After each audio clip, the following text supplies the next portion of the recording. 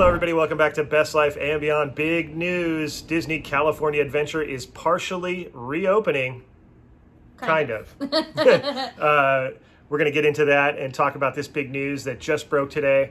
What it is, how, answer some of your questions, and give you our thoughts and opinions. And hopefully it'll bring a little bit more clarity. But I think more importantly, I know you guys want to know what we think and, you know, what it means for the Disneyland Resort. And this is supposed to happen sometime in November. There has not been an actual release date yet of when this is going to start. But we know that it's sometime in November, which is right around the corner. We're almost done with October here. So now, what is this? It's basically the Downtown Disney Resort, which has always been free. It is going to be expanded into Disney's California Adventure, just Buena Vista Street. Remember, we are just being isolated to Buena Vista Street, which is the equivalent, for those who don't know, it's the equivalent of Main Street at Disneyland. So it's not going to be any further into the park. The farthest it'll go is to Smokejumpers. And that's right before soaring over California. We'll insert a little map here so you can kind of see what we're talking about in terms of the geography of Disney's California Adventure. So what this is going to be, it's not going to be something that you need to pay for. You're not going to need your annual pass. I know I've seen a ton of questions. Am I going to have to pay? How am I going to? It's just Downtown Disney that's expanding. Just extending it into DCA's Buena Vista Street, which is convenient because it's close by. It does just kind of extend it basically. And coming on the heels of the opening of the Backlot Premiere Shop that they had at Stage 17, which was successful. That was the first time we'd kind of gotten onto property at DCA outside of the Disneyland District. And so this is now another extension of that. The Backlot Premiere Shop is still open, still will be open, I'm told. So this will just expand that endeavor. There's going to be shops. There's going to be food. We'll get into all the details of that. And I think the best part, too, is that Downtown Disney is constantly reaching capacity. The weekends, some people have waited an hour, 2 hours. They do have limited capacity, and even at full capacity, they would still be hitting capacity, if that makes any sense. So the best part about this is not only the fact that we get to step inside Disney's California Adventure. It's so rare to get into theme parks here in California. It's like, we are on.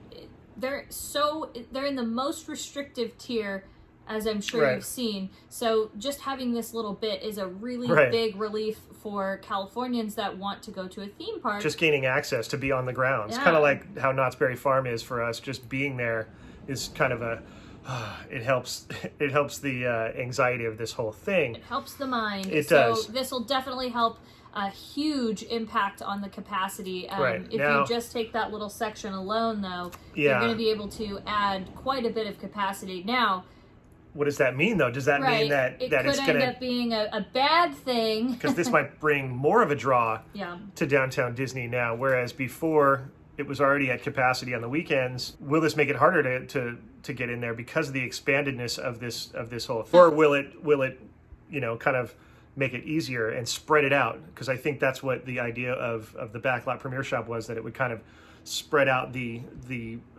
need to get into World of Disney, because the lines for World of Disney have always been, pretty extensive. And so now the other thing that is coming up a lot is what's going to happen with Main Street on Disneyland. Why aren't they doing that? Why DCA? Now, first of all, a lot of you may be saying, well, there's more room in Buena Vista Street.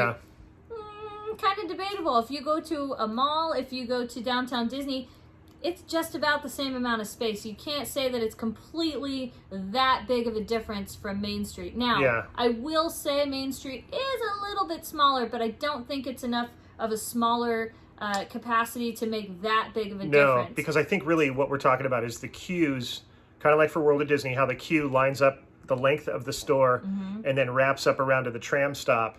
Having enough capacity for the queue to get in the store, I think is really the big issue. So are the queues going to extend to the front gate, or are they going to extend down Hollywood Boulevard? Whereas at Disneyland, if you were to have the Emporium, you could wrap it all the way around back behind the Emporium into that little extra walkway that's often used when Main Street's too crowded and they're doing right next show. To the Jungle Cruise. So you'd basically be using. So they do actually have the room. The Emporium's quite big, and if they limited the amount of people in the actual Emporium, it actually could be done. Now, my opinion, again, this is just my personal opinion, why haven't they done a food festival like, Knott's and other theme parks that are allowed to be open, like SeaWorld and whatnot?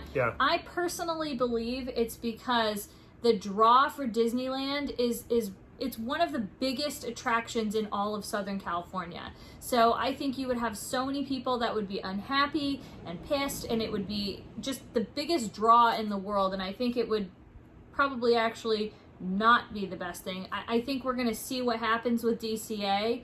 And, I also think it depends on the extension of the closure. If this closure goes, in fact, until the yellow tier and they don't pursue some sort of legal action and win, then I could see them possibly opening the main park of Disneyland for doing an attraction like this. I think you're right about that. I also think that there's a little bit of a trigger with just the word Disneyland itself. With the powers that be, with the people that are against it opening. I feel that isn't as much of a trigger. That's just my guess. That's just my personal opinion on that. I actually agree with you there. I agree. And so, this is the next best thing. Now, the fact that they're expanding at all is a good thing. We totally appreciate that. We're behind it.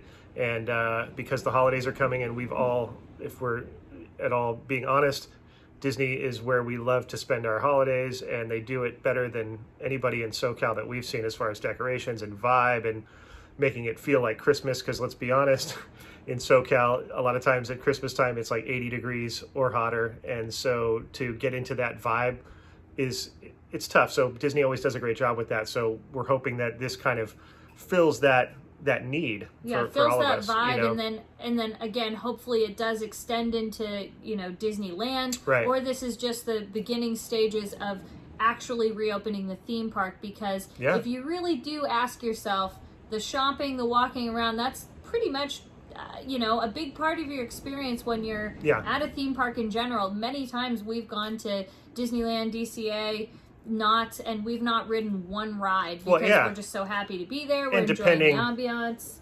What you're saying too, depending on how many people are there, if it's a capacity day, you're not going to be getting on a lot of rides anyway. So the alternative would be the shopping, the people watching, the food, all that kind of stuff, which is why it's such a great park. And like you said, there's been many days where we did not touch a physical ride attraction, so to speak, and still had the best time that we could have. That being said, we hope that this new endeavor harnesses more of that vibe, being able to be on property, walk around, have something to eat, people watch, sit back, enjoy the theming, as it were. I think that's a really good thing. I do hope it is, like I said, I hope it's a stepping stone into reopening the actual theme park and bringing all that joy, because we've spent multiple Christmas Eves, Christmas Day. Oh yeah. Especially Christmas Eve last year. If you haven't seen that, we have a video. Showing that entire experience. That's where I want to spend my holidays. So I'm kind of hoping that this is a stepping stone into something like that. We're keeping our fingers crossed, praying for that, and so we'll see. So now let's get into what's actually going to be opening in DCA, so we can kind of give you a better rundown of what to expect. And what these places are, especially some of you might not be familiar with DCA or Disney's California Adventure. Like, what is the actual layout of the park? What is opening? What can I do there? So let's get into that right now. Okay, so the Disney Parks blog actually released what is going to be open. Now, I kind of think a couple things could change, just because there's a few things that weren't mentioned as far as stores and whatnot that maybe they'll add. Right, like Fiddler Pfeiffer, aka our Starbucks, and Clarabelle's are literally right next to each other. A lot of these are not closed off. So I'm kind of thinking Clarabelle's could be open. Again, we'll see. I kind of think they were just touching on the major ones that are open. But let's go through the list of what the Disney Parks blog actually released. This is what we know. What we know for sure will be open per Disney Parks blog. Starting off with Elias and Company, which is kind of like our Emporium at Disneyland. It's kind of like the DCA version of the Emporium, where it's got, clothes, pretty much almost what you would see in World of Disney 9 times out of 10 is usually inside of a that exact store. I've know multiple times I've, couldn't get into Downtown Disney or World of Disney and Downtown Disney, and I've been looking for something. I often go there and, look for it. It's divided up between men, women, and children, like different sections. Yeah, there's like a little toy section. Yeah, that's how it normally is set up, so I'm assuming they're going to do that the same way. Now, the thing that they didn't list, or at least we're not seeing it, is over at the Five and Dime store, which is right when you walk in on your left on in DCA. Yeah. That kind of, again, has a little bit more of the same stuff.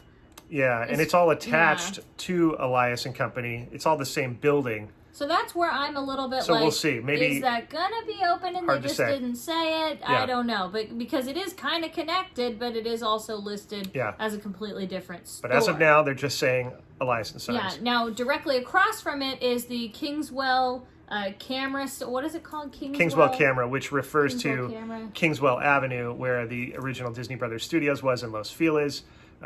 So that is more of it's a little bit of a different. It's like it's mostly like what it is it's photos and little souvenirs like that. Now again, it's kind of hard to explain because they're all really connected. Like it's like one big store, just like Disneyland and Main Street, where everything's kind of connected. Yeah, like you can walk in from to like multiple stores. Yeah. So then right next to Kingswell is Julius Katz and Sons, I think is what it's called. Yeah, and that's where a lot of the like home goods are, pins.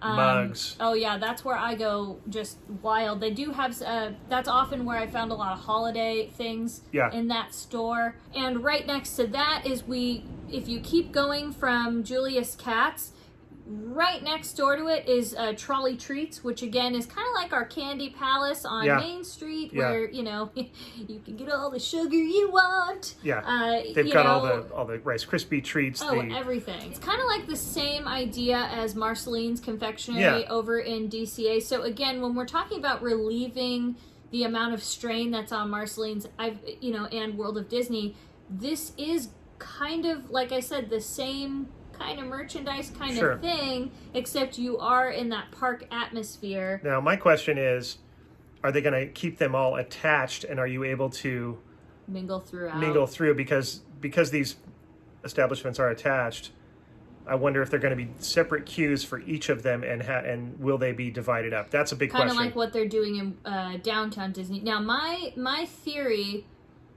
and I could be wrong, is that they might limit the capacity in Buena Vista Street altogether, as a separate capacity, because you can have that queue in the Esplanade, or the return time that they've been utilizing. So it might be something like, okay, your turn to go into Buena Vista Street, and then once you're in there, and then they kind of filter the capacity throughout the day. But there's still, I would imagine, there's still going to be separate queues, much like there is for Marceline's, much like there is for World of Disney, the dress shop. They all have their own little queues that, depending on capacity, they will implement the virtual. Which I very much hope not, because that would be, if you're talking about a little place like Kingswell, that's like a very tiny, so that's why I said they're all connected. That would almost make no sense in my mind. Well, we'll see what happens. But it does remain to be seen. That's undetermined at this time. Yeah, we have a lot of questions regarding that stuff. Now, once you've left Trolley Treats, if you are to go out, basically Elias and Trolley Treats kind of look at each other, and that's where you kind of have their hub, where you have this is what I'm most excited to see right there, is the statue of Walt with Mickey, and he has his the suitcase in a dream statue, as I call it. And then second question, are they going to have the entertainment, with the trolley? Like, what are they? I highly doubt they will, because it would create a gathering. That's true. But just the drive-through with the car. Yeah, still, I don't know. I would love it if they did, but I hate to be the naysayer, but I'm kind of, I have to kind of... You're basically going to be the 2020. I have to err on the side of how bad things have been and what a letdown a lot of things are, and that's kind of the tone. So I try not to get my hopes up, is why I say that. Try not to have too much wishful thinking. Yeah, and so also in that same little hub area, as you're going towards Soarin', there is the Fiddler Pfeiffer. Yeah, which is also connected. So that's where I'm wondering about Clarabelle's, because if you're in Trolley Treats and then you're going over to Fiddler Pfeiffer, which is basically, like I said, it's like our Starbucks there. Yeah. the thing that's right in between is the ice cream. Ice cream. So in it's the same building. Are they going to use that for queuing, or is that going to be open? Maybe they just didn't list it. I don't know. Again, remains to be seen. It's kind of like the Gibson Girl would be over in Disneyland. We have Clarabelle's, which we love ourselves some Clarabelle, that sassy cat. So confirm that we have coffee, Starbucks, those types of things. And then further down from that, as you're going towards Soarin', they're going to open up Smokejumpers, which is one of my favorite spots in DCA. The burgers are amazing. You've always said, too, multiple times when we've been asked in the past, what's your favorite burger place to go to? And it's been Smokejumpers. You've long maintained that that's one of your favorites. It really always follows through, and the area's nice, and the seating area's nice, and we'll see what happens with that. With the added difficulty of getting in, that's going to be one little hassle. But once you're in, to just sit over there like we've done multiple times. Will feel so good that I could almost cry thinking about it. I have so many fond memories of sitting there with our friends, with Dylan and everybody just, having our burgers there and just getting ready for an event. So many tired nights sitting at Smokejumpers. There's something about just being right there that, again, I could cry right now thinking about that. It's also going to be tough, though, because